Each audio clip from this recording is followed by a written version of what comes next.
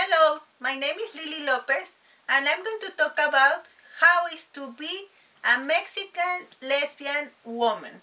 Are you ready? Please follow me.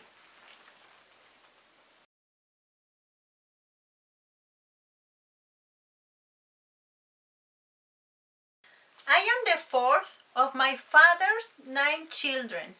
Yes, 9. And I'm the second of my mother's 3 children. I was born in the 80s in a Mexican religious machista society, governed by the same political party for 52 years and counting, giving as a result a stagnant country and society who used to manage and still managing his individuals or members as a puppets. Only 20 people out of 100 working were women, and as you can imagine, they weren't occupying highest positions. Homosexuality was barely known. In fact, it was seen as a mental illness.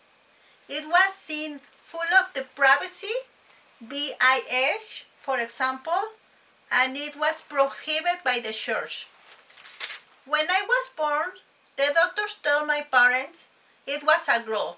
It was a small, delicate girl that of course was dressed with pink. The first day, she was good to go to home. At my house, it was waiting my older brother. I was my daddy's favorite girl to be spoiled and treated as a princess, but useless. My brother, my mom's favorite, to be treated as a king, and for my father to be seen as his successor. Of course, and without my consent, they baptized me, and they filled me with a full or a lot of toys for girls. Even I spent a lot of time playing soccer with my brothers and my cousins. So dressing me with some skirt or dresses were useless because I would show my underwear with every kick or each kick I gave to the ball. I grew up in a macho house where my father had the last word, including my mother's actions. I was never included in a transcendental decision, as if my future was already established and if I had no worth. To be honest, I never liked that, but it didn't stop me to still continue dreaming in a different future. With my father's permission or without his, I started doing what I want. I had to speak out loud in order to be listened.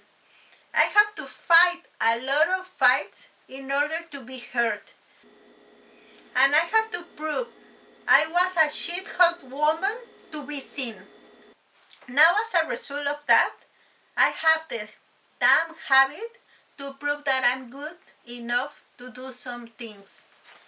And I developed the ability to try not 1, 2, or 3 times in order to achieve my goal. I traveled abroad to study when I was 17 years old with the excuse that my brother was accompanying me. He deserted, but my father has no option that let me go by myself. At that moment, we had a family-raising economy. My father was running his own business. What a wise man in business, but what a poor man in loyalty to his wife and values. At that time, I became the crazy of the family, the rebel that didn't want to live the same life, with no husband, with no kids. I decided to study university, again with my brother by my side. But unfortunately, he deserted again. I think it was one of the hardest moments for my father, because in front of his eyes, his successor had failed. Once again, I tried to comfort my father, because he was crying. I had never seen my father cry before, and after 19 years, I saw my father crying for the first time. I tried to comfort him, telling him that I wouldn't disappoint him, that I would finish my career. But he didn't listen. I guess he didn't care about it because I wasn't his successor. I wasn't important. Maybe because most of the women would end married. But it was not my case. It wasn't me. Actually, I was in the way of discovering and expressing my real sexual orientation, being a lesbian. My father and my mother were split, so I have no mother, I have no father in that time, and I was totally disoriented. So in that time, I start building my own path. Imagine, in my university graduation, my father wasn't there. He was in a pleasure travel with his new lover. At that point, his moral worth and respect for him was diminished, as well as for my mother, that she was sunk in the depression and alcoholism, crying the loss of her man. How can they judge my sexual orientation, I thought. Why I am afraid to fail? Should I give them another pain? We were with no doubt a dysfunctional family, everybody walking in his own path by themselves. I was lost too, but I think I was the least, but I was also disoriented. I was lost in the dark for some couples of years. After that, my mother ran me out her house, and she not only ran me out, she insulted me about my sexual orientation. I was devastated, but I was firm, and I didn't was ashamed about my sexual orientation because I learned that being a lesbian is nothing to be ashamed. Over the time, she asked me for forgiveness.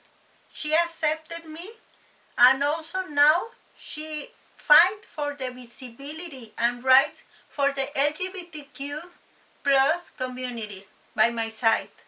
Who I am? I am what a normal people is not. I'm an openly lesbian, running my 4th lesbian relationship.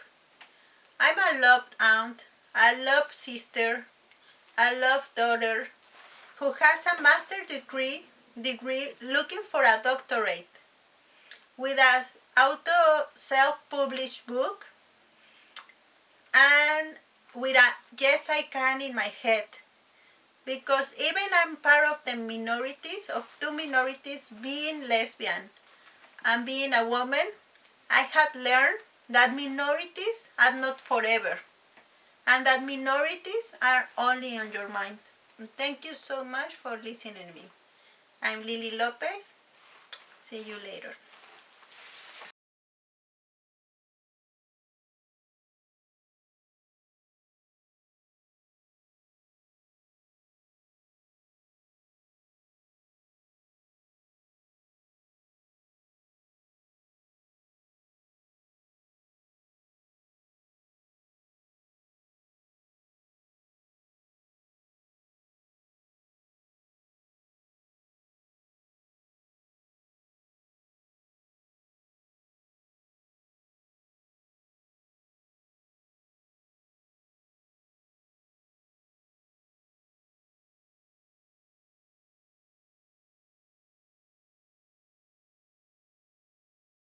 Hola, ¿cómo están? Mi nombre es Lily López y en esta ocasión les quiero hacer una pregunta. Ya sabemos que la homosexualidad no se cura, pero ¿ustedes creen que la homofobia tiene cura?